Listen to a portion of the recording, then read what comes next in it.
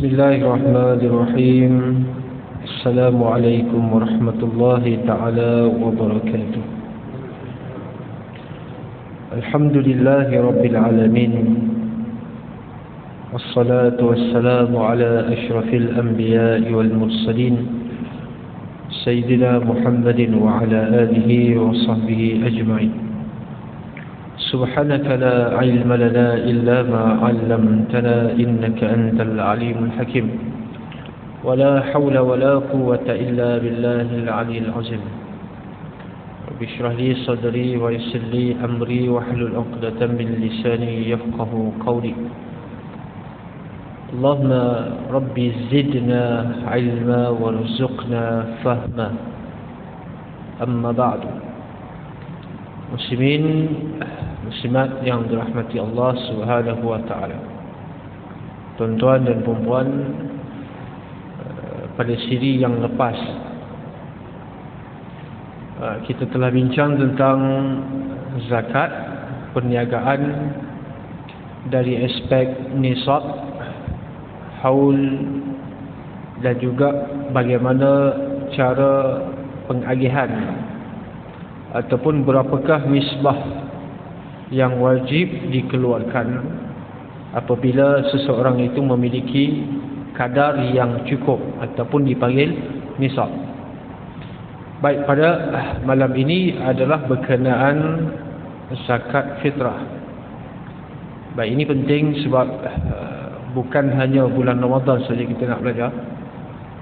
Ini adalah sebagai peringatan dalam hadis yang telah diriwayatkan daripada Ibnu Umar radhiyallahu taala anhuma qala farada Rasulullah sallallahu alaihi wasallam zakat al-fitri sa'an min tamrin atau sa'an min sya'irin على العبد والحر والذكر والأنثى والصغير والكبير من المسلمين وأمر بها أن تؤدي قبل خروج الناس إلى الصلاة. Dalam hadis yang lain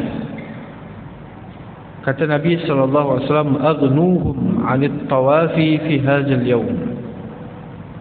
Baik, zakat fitrah. Sebelum kita melihat dalam huraian hadis, perkataan fitrah itu sendiri membawa kepada banyak erti. Antaranya yang Allah Subhanahu wa taala sebut dalam surah Ar-Rum, fa'aqim wajhaka lid-din hanifa fitratallahi allati fataran nas 'alayha la tabdila li khalqi. Allah Subhanahu wa taala menyebutkan perkataan fitrah di situ. Fitratallahi allati fataran nas 'alaiha. Fitrah ni saya cuba cari makna yang tepat dalam bahasa Melayu. Fitrah ni maksudnya asal kejadian memang sebegitu. Itu dipanggil fitrah. Nanti kita lihat dalam konteks hadis yang lain pula. Allah Subhanahu wa taala mengatakan fa'aqim wajhaka lid-din hanifa. Teruskan dengan maksud menghadapkan pendirian kamu itu terhadap agama yang benar, dan orang-orang Islam bersama dengan kamu, jangan kamu goyah. Itu asbab nuzul ayat itu ataupun bersambung kesinambungan daripada ayat sebelum. Kemudian Allah kata fitratallahi allati, itu adalah sifat kejadian asal yang Allah Subhanahu wa taala jadikan kepada manusia. Dia cenderung kepada agama yang benar, dia cenderung kepada kebenaran, dia nak kepada perkara-perkara yang baik. Itu fitrah asal kejadian manusia. Dia tak mahu benda-benda yang buruk ataupun benda-benda yang tidak baik. Sebab itu dalam hadis 40 ada satu hadis, sahabat ni dia tanya kepada Rasulullah, apa dia itu kebaikan, apa dia itu dosa.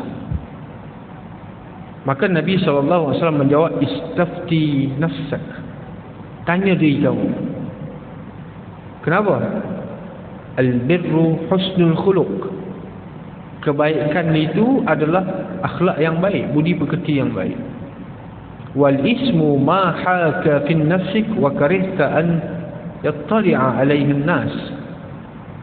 Manakala dosa itu adalah perkara yang bercelaru dalam diri kamu dan kamu tak mahu orang melihat apa yang kamu buat. Ini bermaksud kita buat salah. Kita buat sesuatu, kemudian kita tak mahu ada orang tengok apa kita buat. Kalau boleh tak mahu ada orang tahu. Sebab apa kita malu ke? Bermaksud apa yang kita buat itu salah. Tapi lazim kebiasaan manusia ni, bila dia buat baik, dia seronok, dia suka nak tunjuk kepada orang. Itu fitrah dia baik. Asal kejadian macam tu. Dan apabila dia buat sesuatu yang tidak baik, dia nak sembunyikan, dia tak mahu orang tahu. Itu fitrah dia baik. Fitratallahi allati fataran nas 'alaiha la tabdila li khalqillah. Itu adalah satu ketetapan asal kejadiannya begitu. Itu maksud fitrah. Dalam hadis Bukhari disebutkan, kullu mauludin yuladu 'ala al-fitrati fa abawahu yuhawwidanihi aw yunassiranihi aw yumajjisanihi kamasalil bahimati tantajul bahimata. Kata Nabi SAW dalam hadis Bukhari, setiap anak yang lahir, maulud, bayi yang lahir, alal fitrati, bermaksud fitrah itu adalah dalam keadaan asal kejadiannya begitu, belum lagi dicorak dengan apa-apa corak, belum dibentuk dengan apa-apa bentuk. Memang asalnya lahir nakkan kepada kebaikan, tidak mahu kepada perkara yang buruk. Itu fitrah manusia. Dia tak suka benda-benda yang tak baik, dia suka benda baik. Tapi apabila kita mencari benda yang tak baik, itu dipanggil melawan fitrah. Contoh, lelaki berhajat kepada perempuan, perempuan memerlukan kepada lelaki. Tetapi apabila berlaku lelaki dengan lelaki, itu dia panggil melawan fitrah asal kejadian. Maka Nabi kata, yuladu 'alal fitrati, ataupun kita terjemahkan dengan maksud bersih, lahir dalam keadaan bersih. Maka siapa punya tanggungjawab yang nak bagi anak tu jadi baik? Ini peranan ibu bapa. Nabi kata fa'abawahu. Ni highlightkan perkataan ni. Maka kedua ibu bapanya ini bertanggungjawab. Sama ada ibu bapa ni nak membentuk dia jadi ke arah berperangai seperti Yahudi, au yunassiranihi, ataupun nak bagi jadi perangai seperti ya Nasrani ataupun Kristian, ataupun jadi Kristian tu, ataupun Majusi. Kenapa Nabi tak sebut Islam? Sini poin dia. Nabi kata ibu bapa yang bertanggungjawab membentuk anak itu menjadi Yahudi, tak kisahlah jadi agama Yahudi ataupun berperangai Yahudi, jadi Kristian ataupun berperangai Kristian ataupun Majusi. Tapi Nabi tidak sebut langsung mak bapak tu nak bagi anak jadi Islam. Kerana Islam itu adalah fitrah. Islam itu adalah fitrah, tak perlu disebut lagi. Sebab Nabi sebut yuladu 'alal fitrati. Maka ada tafsiran yang lain mengatakan fitrah itu adalah Islam. Kenapa? Karena Islam mensyariatkan sesuatu yang seiring dengan fitrah manusia, tidak sama sekali bercanggah dengan fitrah manusia. Nak kahwin, lelaki mesti kena ada perempuan, perempuan mesti kena ada lelaki. Itu fitrah, dipanggil jibiliyah, sifat naluri asal begitu. Maka Islam tak alang daripada lelaki memerlukan kepada perempuan, tak alang. Bahkan meletakkan dia punya ketetapan, dia punya syarat, apa dia? Kahwin. Islam tidak melarang seseorang itu untuk makan, kerana itu adalah fitrah manusia, makan. Syarat dia jangan sampai mudarat. Tidak menghalang untuk apa sajalah, maka itu adalah dipanggil sebagai fitrah. Saya sebut tadi pada lelaki, perempuan. Perempuan memerlukan kepada lelaki. Bahkan agama mengajar istausu bin nisa'i khaira. Nabi pesan kepada orang lelaki, terutamanya lah, supaya melakukan kebaikan kepada orang perempuan. Fa innahunna khuliqna min dil'il aysar. Kerana mereka diciptakan daripada rusuk kiri. Rusuk kiri secara literal ataupun simbolik saja. Ini kadang orang faham rusuk kiri, tengok rusuk sebelah kiri tak cukup. Sebab orang perempuan dah ambil.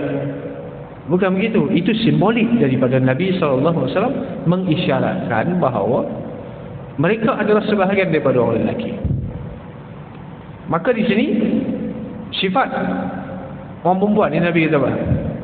Mereka dijadikan daripada rusuk kiri yang bengkok. Bengkok? Memang bengkok. Orang perempuan bengkok. Simbolik lah. Bukan betul. Pergi cek tengok bengkok tak bengkok lah. Simbolik. Maka Nabi kata apa? Nak luruskan sesuatu yang bengkok itu, jangan keras sangat. Nampak? Ini adalah hadis Muslim. Nak luruskan sesuatu yang bengkok, kita nak luruskan besi ke ataupun apa saja alat yang kita ada bengkok, nak bagi betul balik. Kalau kuat sangat, patah. Orang perempuan kuat sangat, dia patah hati. Kalau lembut sangat ataupun biarkan, dia bengkoklah sampai bila-bila, dia takkan lurus. Maka itu peranan orang lelaki apa dia? Istausu bin nisa'i khaira. Nabi kata apa? Aku wasiatkan kepada kamu, aku berikan nasihat kepada kamu wahai kaum lelaki, supaya melakukan perkara yang baik ataupun berlemah lembut dengan perempuan. Itu bukannya daripada baik, itu adalah selingan saya sebut kan. Apa yang nak disampaikan di sini, fitrah itu sendiri membawa masuk apa? Agama Islam. Sebab tu dalam Ar-Rum Allah sebut fa'aqim wajhaka lid-dini hanifah. Din hanifah adalah Islam. Sebab tu agama Nabi Ibrahim dipanggil sebagai Hanif. Hanif itu adalah Islam. Maka Allah sebut itu adalah apa? Fitratallahi allati fataran nasa 'alaiha. Itu adalah satu ketetapan asalnya orang ni dia nak kepada benda yang baik-baik. Dia tak mau benda-benda yang tidak baik. Itu adalah naluri seorang manusia. Siapa kata agama mensyariatkan, mewajibkan, memfardukan sesuatu yang bercanggah dengan kehendak manusia? Tidak sama sekali. Tidak ada yang difardukan oleh Allah Subhanahu Wa Taala bercanggah dengan fitrah manusia. Tapi bercanggah dengan nafsu ada. Adalah hadis Nabi sebut apa dia? Dalam hadis 40 hadis sebutkan tentang hal ini. Apa dia? La yu'minu ahadukum hatta takuna hawahu tab'an lima ji'tu bih. Tidak sempurna iman kalian sehinggalah hawa nafsu dia tunduk kepada syariat yang dibawa oleh Nabi. Kalaulah hawa nafsu dia masih lagi sebelah ni, syariat sebelah sini, dia sebelah sini, maksudnya dia tak ikut, masih lagi belum sempurna. Banyak. Sebab itu kalau orang tanya, adakah syariat di dalam agama bercanggah dengan fitrah? Tidak. Tetapi adakah syariat di dalam agama bercanggah dengan nafsu? Ada kala bercanggah dengan nafsu. Nafsu kita nak makan, tapi Allah kata tak boleh, ini kamu kena tahan dulu, bulan Ramadan kamu tak boleh makan. Bercanggah dengan kehendak kita. Tapi ada yang kalau tak bercanggah dengan nafsu, tak bercanggah dengan kehendak, itu kita boleh ikut, kita klaim kata kita telah melakukan sunnah. Contoh, bila azan saja masuk waktu maghrib, dia tengah puasa, sunat berbuka di awal waktu. Nabi kata ajilul fitra wa ta'khirus suhur. Segerakan berbuka dan lewatkan sahur. Tapi orang kata apa ni, makan keluar sangat ni? Sunat berbuka awal waktu. Dia kata apa? Sunat berbuka awal waktu. Iyalah, sunat berbuka awal waktu ke kerana nafsu kamu yang nak? Nampak? Kita apabila sesuatu yang seiring dengan kehendak kita, kita boleh buat. Tapi kalau yang bercanggah dengan kehendak kita, tak semua orang boleh buat. Sebab tu sunnah yang saya rasa tak pernah orang tinggal. Sunat berbuka awal waktu. Berbuka puasa di awal waktu ini adalah sunnah yang orang tak tinggal kot rasanya. Mesti orang buka awal waktu. Silap-silap belum azan lagi dia dah ngap lah. Sebab apa? Sebab selari dengan nafsu dia. Tapi kalau sunnah lain, bangun tengah malam ke, tahajud ke, bangun juga tengah malam tengok bola, bangun tengah malam untuk melakukan tahajud, tak boleh lah bercanggah dengan nafsu, tidur lagi sedap. Nampak? Sebab tu Nabi kata apa? Tidak sempurna iman sehingga keinginan hawa nafsu dia tu mengikut secara totally dengan apa yang dibawa oleh aku, kata Nabi. Baik, itu adalah sedikit ulasan tentang maksud fitrah. Kemudian dalam hadis ini berkenaan zakat fitrah ni, Ibnu Umar radhiyallahu taala anhuma dia kata Rasulullah telah memfardukan zakat fitrah satu gantang daripada kurma tamar. Tamar ini kurma kering. Tamar adalah nama spesifik bagi kurma yang kering, warna hitam. Kita semua kurma kan, tak ada nama spesifik kan. Semua yang bentuk macam tu, yang rasa macam tu, kita panggil apa? Semua kurma. Tak ada nama yang spesifik. Masak kurma apa dah kan? Tamar. Yang kedua syair, gandum. Nabi telah memfardukan zakat fitrah satu gantang. Baik, ini saya nak jelaskan apa maksud gantang. Gantang ni adalah sukatan. Dipanggil sukatan yang datang daripada syarak. Kalau timbangan kita panggil kilogram. Sukat dia tak sama dengan timbang. Dia lain. Sukatan ini kalau kita isi penuh satu bekas tu, sukat. Contohlah, kalau saya katakan ini adalah satu gantang, tapi dia satu gantang sebenarnya lagi besar lah. Contoh saja, ini satu gantang, maka bekas ini dipanggil gantang.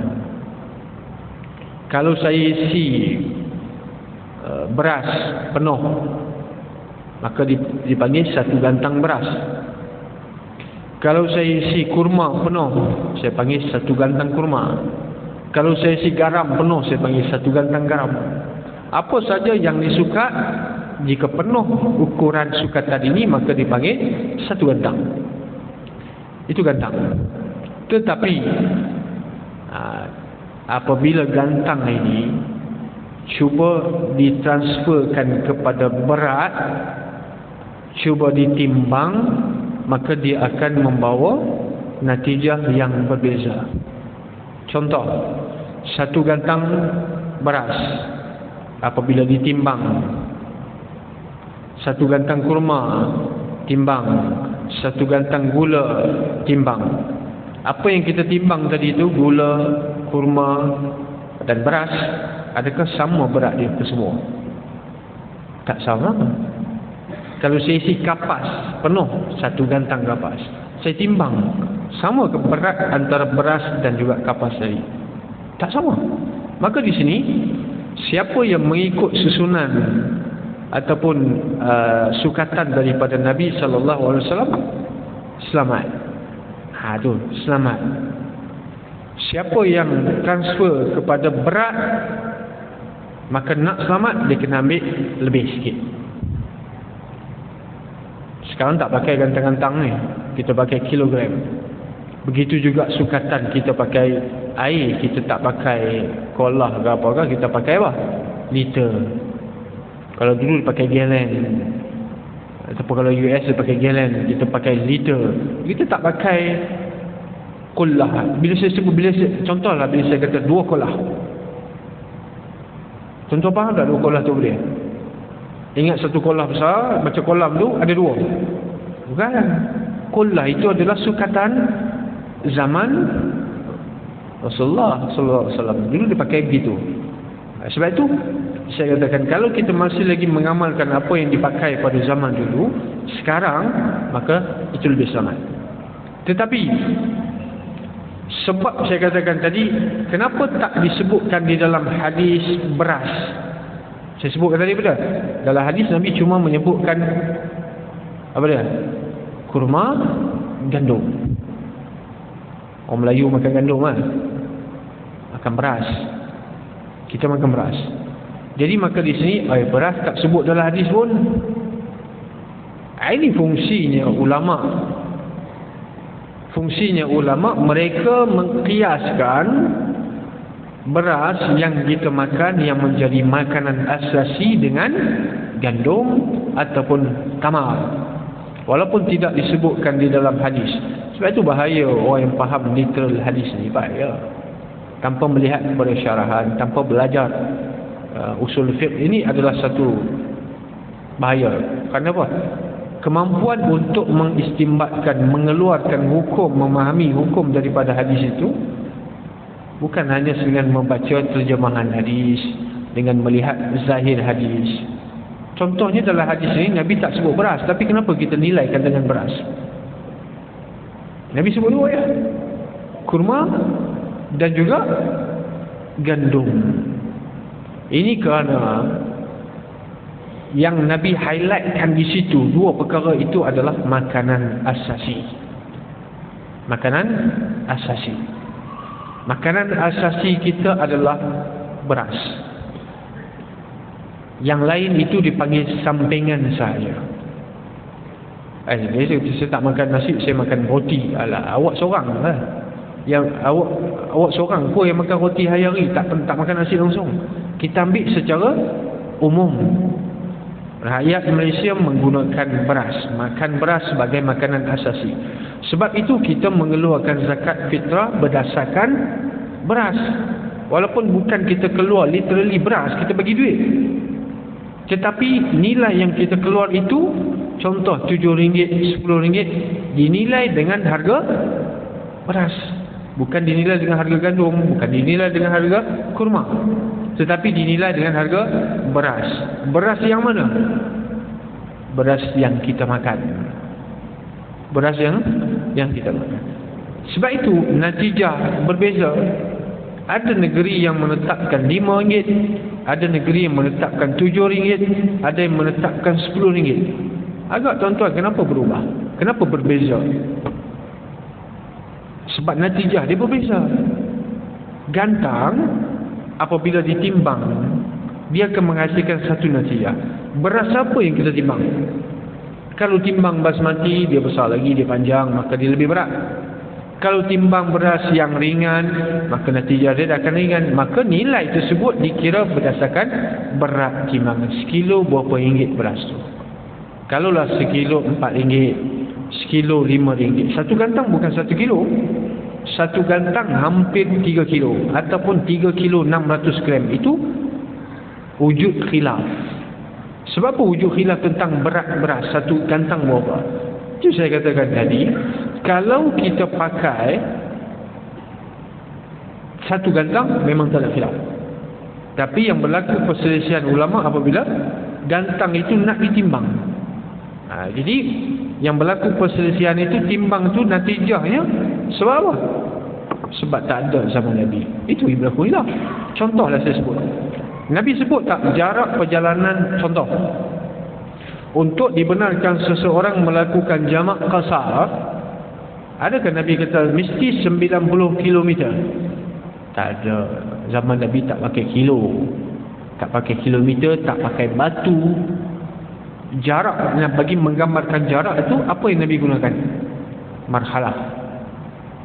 Kita pun tak tahu apa benda marhalah ni. Yang tahu dua marhalah. Okey, cuba awak urai dua marhalah. Saya tak tahu. Maka kalau pakai dua marhalah, takkan berlaku khilaf. Tetapi ada yang menggunakan kilometer, ada yang menggunakan batu, miles. Maka dia akan jadi apa? Natijah berbeza. Ada ulama kata 90 km, ada yang mengatakan 85 dah cukup, ada yang katakan 90, ada yang katakan 75 pun ada. Nampak? Natijah itu adalah Berbeza sebab kita tak pakai dengan sukatan ataupun jarak asal. Macam tu juga lantang. Ada kata 3 kilo 600 gram, ada kata 3 kilo, ada kata 2 kilo 500 gram. Kenapa natijah berbeza? Sebab ulama telah berusaha untuk faham apa dimaksudkan dengan gantang. Ulama telah berusaha untuk faham apa dimaksudkan dengan marhalah. Maka di sini, oleh kerana khilaf itu banyak sangat, maka sunat kita ambil paling lebih. Itu kaedah dia. Contoh, ada kata 75 kilo, ada kata 90, senang-senang 100 kilo baru saya buat jamak pasar. Kalau jarak perjalanan saya 100 kilo baru saya nak buat jamak pasar. Itu lebih selamat. Itu lebih selamat. Kalau kata RM7, RM6, saya bayar RM10. Itu lebih selamat. Dan ada satu jabat di Selangor contohnya, mereka kempen untuk apa? Mengeluarkan zakat fitrah berdasarkan beras yang kita makan. Awak makan basmati, tiba-tiba awak nak bayar zakat fitrah RM5. Tak adil. Adil tak begitu? Kita makan beras mahal, kita bagi orang makan beras yang cak ayam paling murah sekali lah, RM5. Habis bila tanya, makan beras apa? 5 kilo beras RM40, RM50. Tak adil macam tu. Di situ ada tak adil. Maka kita bayar mengikut apa yang kita makan. Itu ada satu benda yang baik. Jangan minta lebih lah. Jangan minta lebih. Contoh lah, dia bayar RM7, dia bagi RM10. Lagi ada balance lagi RM3. Minta balik RM3. Tak kaya pun bagi RM3 kan. Dan tak rugi, tak miskin pun kalau dia beri RM3. Tak kaya pun dia ambil RM3. Maka niat sedekah lah kepada amin lah. Baik, Rasulullah telah memfardukan kurma dan gandum. Beras pun termasuk sekali lah, walaupun tidak disebutkan dalam hadis. Bolehkah kita nak keluarkan zakat fitrah dinilai dengan kurma? Tak boleh. Sebab bukan kita makan kurma. Saya makan juga kurma. Iyalah, tapi awak makan nasi juga. Kurma bukan makanan asasi. Ini yang telah berlaku apabila Rasulullah telah memfardukan zakat fitrah. Kerana di satu tempat, contohnya di Yaman, apabila Muaz bin Jabal sampai di Yaman, dia tengok orang Yaman ni makanan asasi dia lain. Lain. Ada yang makan, ada satu tempat lagi dia makan buah tin. Buah tin itu dijadikan sebagai makanan asasi. Kalau makanan asasi dia berandaskan pisang, ada satu tempat di Afrika dia makan pisang. Pisang tu potasium, kenyang juga pisang pun. Makanan asasi dibuat macam-macam lah pisang. Maka wajib zakat fitrah dia adalah dinilaikan dengan pisang. Kerana itu adalah makanan asasi. Kita sebagai sekadar untuk buah-buahan ini bukan makanan asasi, sekadar untuk dipanggil apa? Tafakuh. Tafakuh ni adalah kita nak bersedap-sedap saja. Kita nak sonok saja, sekadar makan mengunyah-kunyah gitu, bukan makan secara serius. Alal abdi, Rasulullah telah fardukan kepada hamba abdi, fardukan kepada orang merdeka, lelaki, perempuan, kanak-kanak, orang tua, semua yang mana dia nama dia Muslim, maka dia telah difardukan, diwajibkan membayar zakat fitrah. Ini adalah rantaian daripada puasa Ramadan. Kita puasa Ramadan tapi zakat fitrah tak bayar. Dalam hadis disebutkan puasa dia mu'allaqun bainas sama, tergantung antara langit dan bumi, sebab tak bayar zakat fitrah. Takkan dengan sebab RM10. Dengan sebab RM10 itu menyebabkan amalan puasa kita tergantung. Zakat melibatkan harta. Zakat fitrah melibatkan harta dan jiwa kita. Puasa melibatkan jiwa, harta. Zakat fitrah melibatkan harta dan jiwa kita. Kerana perkataan zakat itu bermaksud apa? Bersih. Zakat itu bermaksud apa? Bersih. Qad aflaha man zakkaha. Allah kata aflah. Berjaya beruntung orang yang telah membersihkan dirinya daripada segala dosa dan juga kotoran. Maka zakat fitrah adalah kesinambungan daripada puasa Ramadan. Kalau lambat bayar, sekarang boleh tak nak qada? Contohlah, Ramadan baru ni saya terlupa nak bayar zakat fitrah. Boleh tak saya nak bayar sekarang, tapi saya bayar triple? Kononnya nak ganti balik lah. Yang baru ni punya bulan puasa tak bayar. Dia waktu dia memanglah afdalnya dibayar, dikeluarkan pada waktu pagi raya sebelum daripada solat hari raya Aidilfitri. Tapi kalau semua nak kejar nak bayar waktu itu, tak sempat orang nak solat lah. Solat Aidil Adha meskipun sunnah dilakukan ataupun dilambatkan sedikit. Bayaan dia antara dua maqasid yang berbeza, Aidilfitri dan Aidil Adha. Aidilfitri sunat solat cepat-cepat. Sunat solat cepat, tak payah tangguh-tangguh. Sebab apa? Supaya maqasid dia supaya beri ruang masa yang panjang untuk melakukan ibadah korban. Tetapi sunat Aidilfitri sunat dibuat lambat-lambat, pukul 9.30 ke, lambat pukul 10 ke, selagi belum masuk waktu zuhur. Cuma kalaulah semua orang nak bayar waktu itu, beratur panjang Khamis orang satu masjid, sempat ke? Tak sempat. Maka waktu zakat fitrah ni dianggap sebagai waktu yang muwassa'. Muwassa' ni maksud dia apa? Luas. Sebab tu tidak ada langsung excuse untuk awak kata saya tak sempat. No. Sebab satu Ramadan lagi dah boleh bayar. Betul? Satu Ramadan dah boleh bayar. 30 hari waktu yang sangat luas. Tiba-tiba awak bagi alasan, minta maaf lah, saya tak sempat lah. Boleh terima tak alasan tu? Tak boleh. Waktu isyak, waktu muwassa', waktu yang luas, 10 jam yang cuma diperuntukkan ke atas diri kita untuk solat, kita katakan 15 minit lah. 15 minit nisbah 10 jam tu, saya tak boleh terima alasan kata tak sempat.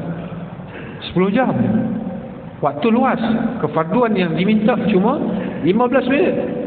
Nah tu, dalam istilah usul fiqh dia panggil apa? Muwassa', itu term dia. Maka tidak ada sebarang kelonggaran untuk tidak membayar, kecuali dia ni fakir miskin, betul lah. Dia harap orang bayar zakat fitrah kepada dia. Dia mengharap orang zakat fitrah. Siapa yang wajib? Muslim, nama dia Muslim. Ini boleh faham.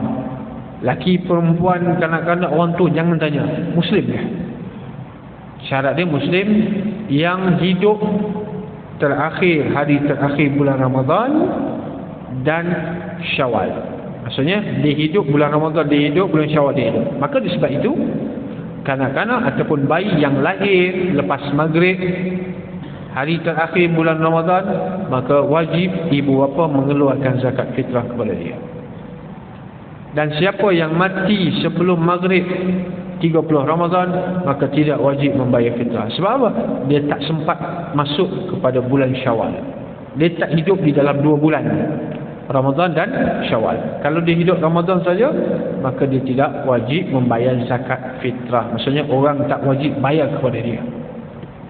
Seperti yang saya sebutkan, dia adalah rantaian daripada ibadah puasa. Rantaian daripada ibadah puasa bermaksud mensucikan jiwa, mensucikan harta. Habis kalau puasa tak cukup? Tak. Belum cukup sempurna selagi mana belum dibayar. Kalau semua nak kejar waktu afdal, contohlah kalau dia tak sempat, lepas sembahyang baru dia nak bayar, boleh. Wajib dia bayar. Ini kita kena beza dua perkara. Wajib bayar tetap wajib, tetapi waktu dia bayar itu dianggap sebagai waktu yang haram. Mana waktu haram? Selepas salat Aidilfitri. Waktu tersebut dipanggil waktu tahrim, waktu haram. Tapi tetap wajib. Contoh, kalau saya sengaja melewatkan solat, saya melewatkan waktu maghrib sehingga azan isyak. Dah azan isyak, maghrib habis, saya sengaja lewatkan. Wajib kena sembahyang tak maghrib? Wajib qada. Sebab saya telah meninggalkan dengan sengaja. Tapi saya qada waktu isyak, maka haram. Ini panggil apa? Perbuatan saya melakukan salat itu adalah wajib, dipanggil atas nama qada. Tetapi waktu yang saya buat itu adalah bukan waktu dia yang sebenar, iaitu waktu isyak, maka waktu itu adalah waktu haram. Tetapi kalau tak sengaja, cerita lain. Tertidur ke apa, itu cerita lain. Ini adalah berkenaan zakat fitrah. Kemudian dalam hadis Abi Sa'id Al-Khudri radhiyallahu ta'ala anhu qala, kunna nu'tiha fi zamanin Nabi sallallahu alaihi wasallam sa'an min ta'am aw sa'an min tamrin aw sa'an min sya'ir aw sa'an min zabibin. Ini satu perkataan lagi. Maksud hadis ini lebih kurang sama macam tadi. Kemudian ada ditambah perkataan zabib. Falamma jaa Muawiyah wa jaa Samra qala ara muddan min hadha ya'dilu muddain. Zabib ini adalah anggur yang dikeringkan. Itu jadi makanan asasi buah anggur ni. Dia kering, kita panggil kismis. Kita panggil kismis. Tapi nama dia adalah zabib. Tapi itu bukan makanan asasi kita lah. Kita makan sekadar untuk sedap saja. Kemudian dalam hadis yang seterusnya, yang terakhir, Ibnu Abbas radhiyallahu taala anhuma mengatakan, farada Rasulullah sallallahu alaihi wasallam zakatul fitri tuhratan lis-shaimi minal laghwi war-rafath. Rasulullah telah memfardukan zakat fitrah tuhratan lis-shaimi, kerana nak membersihkan orang yang berpuasa. Bersih daripada apa? Minal laghwi war-rafathi. Lagwi ni maksudnya lagha. Ada tak kita melakukan perkara yang lagha, sia-sia di dalam bulan Ramadan?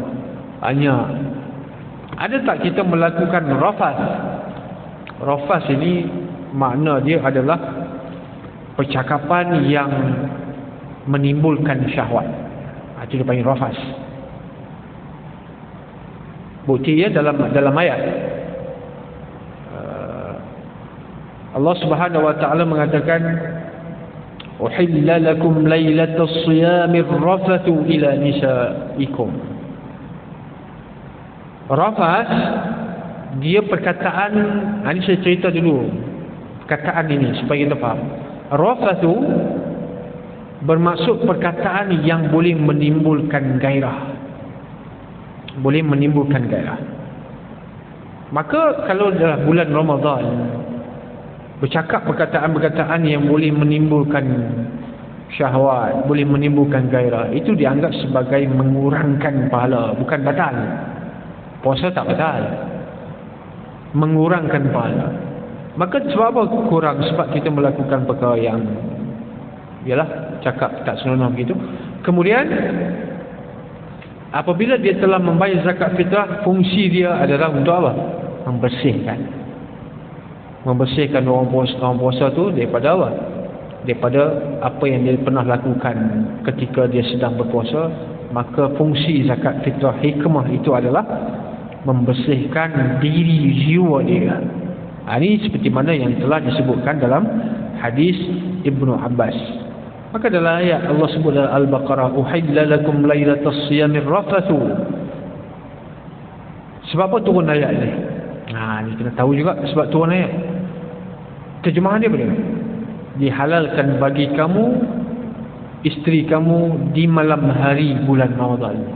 Ada sahabat kata, kena puasa teruk lah ni. Puasa ni tahan daripada tak boleh langsung lah.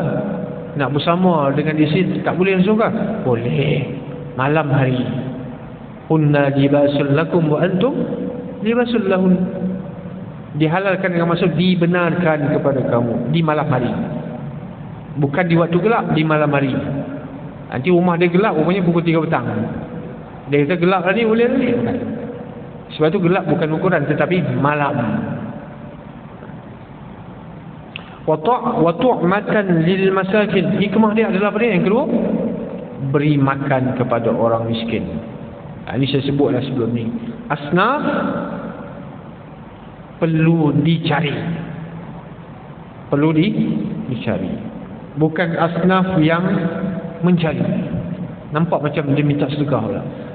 Saya, contohlah, saya wajib, saya boleh menerima, saya berhak untuk mendapat zakat. Contoh, saya berhak untuk mendapat zakat sebab saya ni adalah asnaf. Asnaf apa? Miskin contohnya. Maka saya pergi minta dekat pejabat zakat, kalau tak salah. Saya rasa macam saya pun ada ego juga ni. Nampak? Saya pun nak jaga maruah saya juga, air muka saya juga. Nampak sangat macam minta sedekah. Kena pula kena halau. Lagilah saya rasa sedih. Tapi asnaf itu dicari. Dan seperti saya sebutkan tadi, untuk pembinaan masjid, masjid bukan asnaf. Maka tidak boleh dibina dengan atas zakat. Beli kapet, kapet bukan asnaf. Pembinaan sekolah, tahfiz, itu bukan asnaf. Asnaf adalah individu, orang. Bukan buat bangunan, bukan buat masjid, bukan apa. Ataupun bukan bagi pada persatuan, bukan apa. Mesti orang. Semua yang disebutkan 8 asnaf tu orang.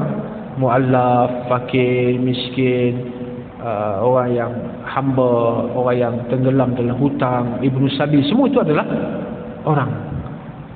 Seperti yang saya sebut, ada orang dia tanya saya, dia telah berikan 200,000 ringgit untuk pembinaan masjid. Dan dia mengatakan itu adalah duit zakat saya bagi dekat masjid untuk buat masjid. Berapa? 200,000. 200,000 tu zakat. Alamak, saya kata mana boleh. Zakat tak boleh. Itu bukan zakat. Maksudnya zakat masih belum lagi lepas. Itu kalau nak bagi ke masjid, itu dipanggil wakaf. Itu kita bezakan term tu. Kadang-kadang kita keliru term zakat, hebah, hadiah, sedekah, apa benda, wakaf. Itu pun kena belajar juga. Zakat mesti diberikan kepada orang, individu. Kalau wakaf, bolehlah 200,000 bagi wakaf. Tapi dia dah bagilah 200,000. Dan masjid tu dah siap dah pun. 200,000 yang disumbangkan. Bukan siap satu masjid lah. Maksudnya dia disalurkan 200,000 kepada pembinaan masjid atas nama zakat. Jadi rugilah. Rugi maksudnya apa? Itu bukan zakat. Maksudnya kewajipan tu masih lagi ada.